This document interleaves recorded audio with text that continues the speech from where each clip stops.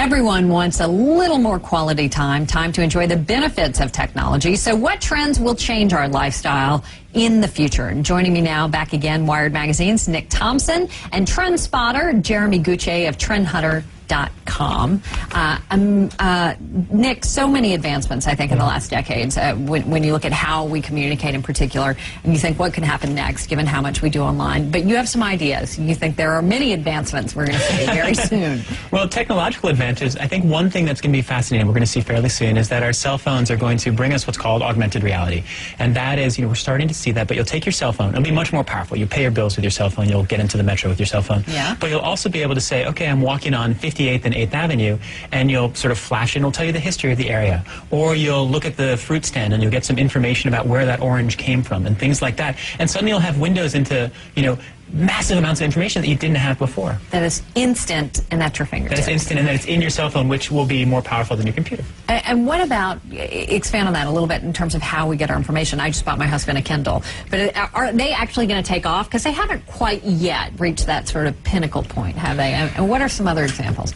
Well, TrendHunter.com, we've already been living in a paperless office, and I'm already in a state where everything that at our company we produce is digital content. And it was funny because when my book came out, for the first time I saw that we'd made something that was in paper form, and it kind of looked weird to see that. And that's me in a world where I think a lot of other people in the future will be in this more digital type world, and it will look weird when you look at somebody that has a paper book or a paper newspaper. Instead, you'll see electronic technologies like e-ink that are colorful, interactive, allowing you to browse the web, books, magazine in a much more video way.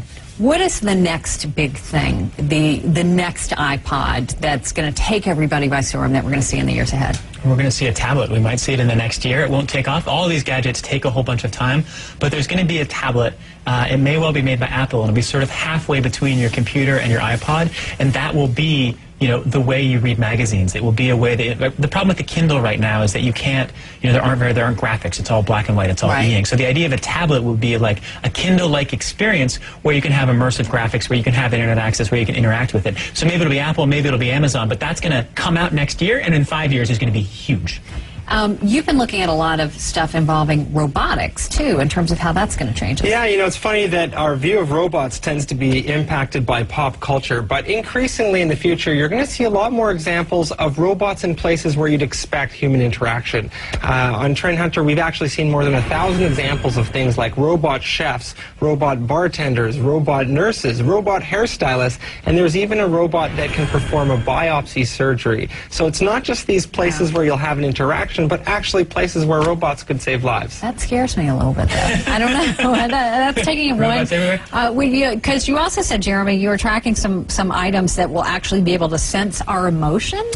Yeah, Philips and other companies like them have patented dozens of emotion-sensitive technologies. So we've seen emotion-sensitive apparel, emotion-sensitive jewelry and accessories. So imagine... You're talking about those, like, stones that turn colors or whatever when you're happy, sad? No, this is something that's more technological. No, that was the 60s, Campbell. Imagine with your cell phone, when you get frustrated with it, it just gets harder to use. Yeah, exactly. But imagine, jewelry that can sense your biorhythms and better understand whether or not you're frustrated. Or imagine coming home after a stressful day and your emotion-sensitive technologies can understand that. So the mood lighting in your house, your playlist, starts to be based on something that will cheer you up. That is bizarre.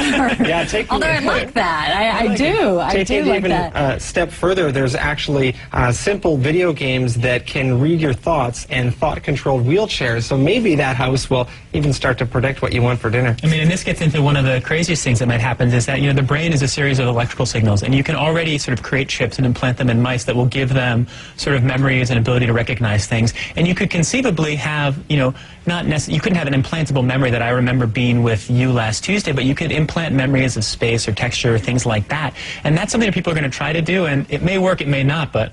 So in a way, we'll start becoming more robotic a little bit. We'll be, physically and computer enhanced. Woo! It's going to get scary. That's interesting. The tablet happens next year. This is going to happen, what I was just talking about, a lot further away than that. Nick Thompson, Jeremy Gucce, appreciate it. Thanks, guys. Thank you very much.